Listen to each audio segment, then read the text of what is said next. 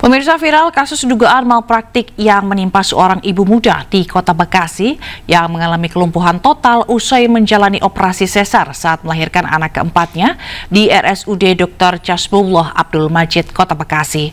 Sementara pihak RSUD membantah jika kelumpuhan yang dialami pasien dikarenakan pasca operasi sesar.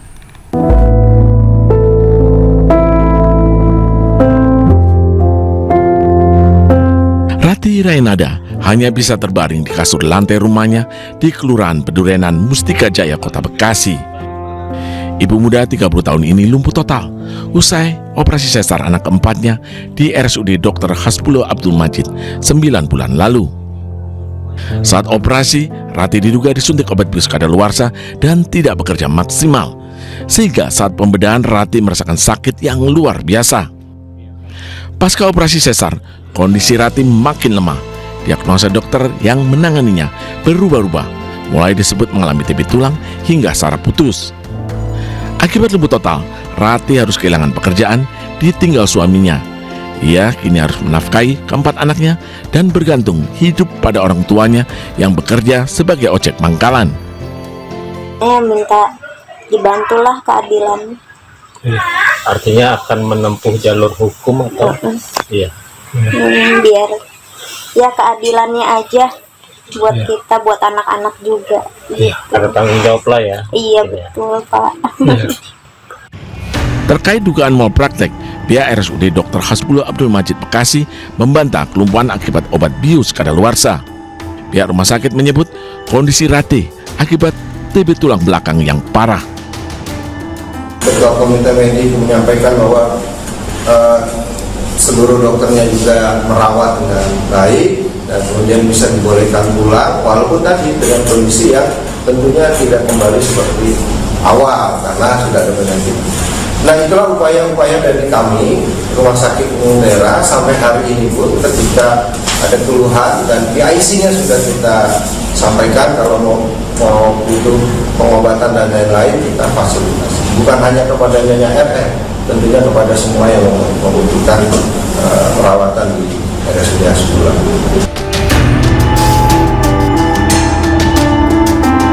Terkait dugaan malpraktek, Pemkot Bekasi meminta RSUD melakukan investigasi dan memberikan fasilitas rehabilitasi sebaik mungkin agar pasien pulih. Dari Bekasi, Jawa Barat, Rahmat Hidayat, iNews melaporkan.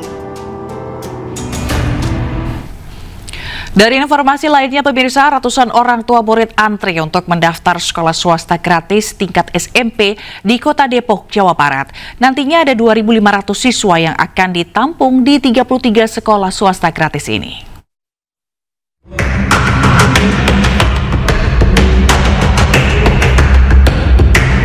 Pendaftaran program rintisan sekolah swasta gratis atau RSSG yang digelar di Balai Kota Depok, Jawa Barat Senin pagi dipadati ratusan orang tua murid.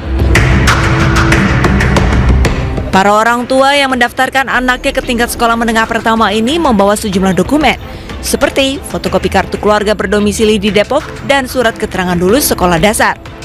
Sejumlah orang tua murid mengaku sangat terbantu dengan adanya program ini karena anaknya gagal mendaftar di SMP negeri dengan berbagai macam faktor.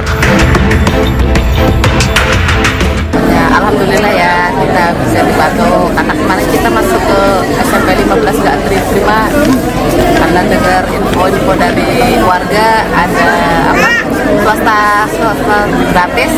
Saya coba-coba, insya Allah kan rezeki anak saya. Pemerintah Kota Depok menegaskan ada sebanyak 33 sekolah swasta telah melakukan penandatangan MOU atau kesepakatan dalam program rintisan sekolah menengah pertama swasta gratis ini. Sebanyak 2.500 siswa yang bisa ditampung dari 33 sekolah swasta ini. Kita nggak bisa menggratiskan sekolah swasta karena ada kebijakan-kebijakan sekolah swasta yang pembiayaannya memang tidak terjangkau dari sisi penganggaran atau alokasi anggaran yang kita miliki. Kita memiliki anggaran per siswa itu kurang lebih 250.000 per bulan, artinya 1 tahun untuk 3 juta rupiah per murid. Ini yang akan kita berikan kepada sekolah yang bersepakat. Hingga Selasa siang, ada sebanyak 600 orang tua murid yang telah mendaftarkan anaknya. Sementara, pendaftaran sendiri berlangsung mulai tanggal 1 hingga 5 Juli mendatang. Dari Depok, Jawa Barat, Iyung Rizky, iNews melaporkan. Dan untuk mengetahui situasi terkini, kita akan bergabung dengan rekan Iyung Rizky di Gedung Baleka Pemkot Depok, Jawa Barat. Ya, selamat siang Iyung. Apakah antrian pendaftaran sekolah gratis ini masih terjadi hingga saat ini? Selamat siang, Gila dan juga pemirsa. Saat ini saya sedang berada di Gedung Baleka Pemkot Depok, di mana saat ini memang antrian sudah lebih lengang dari pagi tadi dan juga kemarin. Dan sudah tercatat hari ini sebanyak 930 sudah memanfaatkan program sekolah swasta gratis ini. Bisa dilihat di belakang saya memang proses pendaftaran dari Dinas Pendidikan Kota Depok terus melakukan pelayanan kepada masyarakat yang melakukan pendaftaran sekolah gratis. Dan perlu update, memang dari 33 sekolah saat ini sudah bertambah menjadi 50 sekolah yang menyepakati MOU sekolah rintisan gratis ini, dan bisa menampung dari 3.000 siswa di Kota Depok seperti itu. Dan sudah sama saya ada Ibu Irma. Ibu Irma, anaknya mendaftar di sekolah mana? Ada sih ponakan anak saya udah lulus sekolah di SMP Fajar Cipayung, Kecamatan Pancoranas.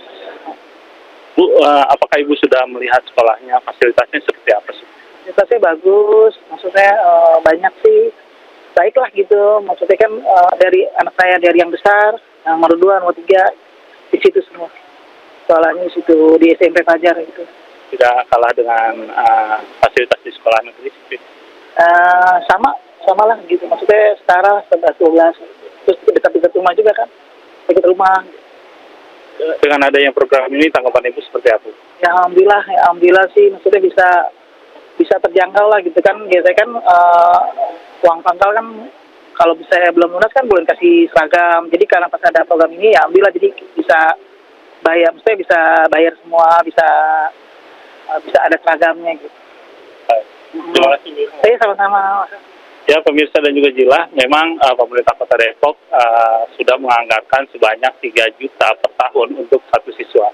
Dan memang di kesempatan kali ini ada 2 sekolah yang sudah penuh dan memang tidak dibatasi untuk kriteria siswa, baik dari kalangan tidak mampu ataupun mampu bisa mendaftarkan ke sekolah rintisan gratis ini.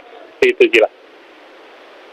Baik, terima kasih atas informasinya Iyung Rizky melaporkan langsung dari Depok, Jawa Barat. Selamat bertugas kembali.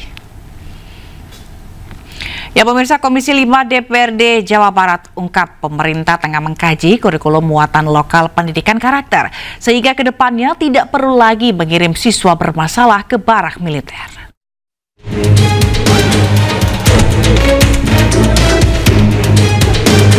Dalam upaya memperkuat pembentukan karakter siswa, pemerintah Provinsi Jawa Barat tengah merancang kurikulum muatan lokal yang berfokus pada pendidikan karakter. Tidak hanya diisi dengan belajar bahasa Sunda, Mulok ini rencananya akan mengangkat konsep pendidikan karakter yang dikembangkan mengacu pada nilai lokal Pancawaluya. Usulan ini didasari pemikiran bahwa program pendidikan karakter di barak militer yang dicetuskan Gubernur Jawa Barat Denny Mulyadi hanya didapatkan oleh siswa bermasalah. Sementara jika dimasukkan ke dalam kurikulum muatan lokal, maka bisa juga didapatkan seluruh pelajar di Jawa Barat. Distrik itu punya pemikiran bahwa apakah mungkin Pancawaluya ini bisa dimasukkan dalam kurikulum khusus, dalam hal ini Mulok. Nah, kalau itu Dewan setuju. Kenapa? Kalau dia masuk dalam kurikulum, dia tidak berlaku hanya kepada siswa yang khusus saja, tetapi kan semua siswa di Jawa Barat juga kebagian.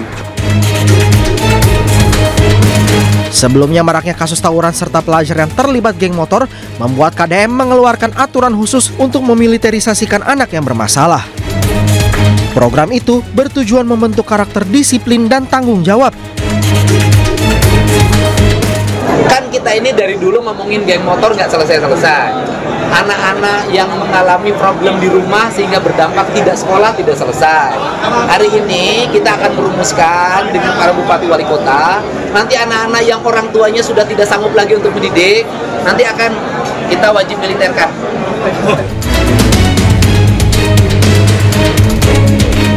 Sementara itu, program siswa masuk barak yang digelar sejak 2 Mei lalu ini diharapkan dapat menanamkan sikap disiplin pada sejumlah siswa yang berperilaku nakal, sehingga para siswa itu bisa bertanggung jawab dengan dirinya. Tim Liputan iNews melaporkan.